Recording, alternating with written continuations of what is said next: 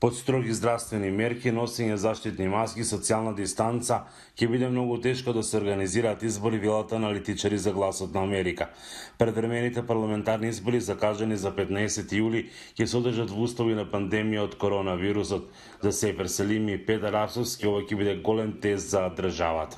Ова ќе биде дополнителен предизвик не само за државата и изборната комисија за организација, туку ќе биде предизвик и за самите граѓани во денот на гласање. Мислам дека и политичките партии, но и другите чинители ќе треба активно да се вклучуваат, првин да обезбедуваат безбедно гласање, процес на гласање, но и да ги поттикнуваат граѓаните да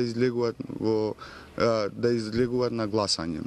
Во вакви услови на пандемија ќе биде доста комплицирано да се одржат парламентарните избори, особено затоа што треба да се водат строги протоколи, но многу е важно да се направи процесот на гласање безбеден за граѓаните, односно да не се случи нов суперспредер. Селими очекува излезноста овој пат да биде помала поради страф од пандемијата.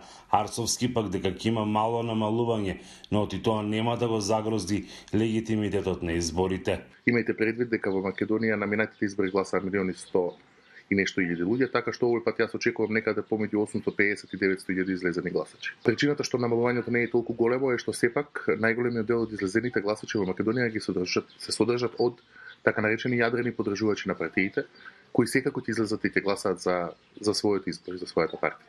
Па најавите се така и самото расположение кај граѓаниве, но се надевам дека сите важни чинители во општеството ќе се вклучат, првин да ги повикуваат граѓаниве да излегуваат на гласање, но ќе држат и притисок кон политичките партии да тоа да се направи на безбеден начин. Според уредбата со законска сила што ја донесе владата, на 13 јули ќе гласаат лицата кои се во домашен карантин, кои се позитивни на COVID-19, но и оние кои се во самоизолација. Следниот ден на 14 ќе гласаат хронично болните и изнемоштените, додека на денот на изборите на 15 наместо до 19 часот избирачките места ќе бидат отворени до 21 часот.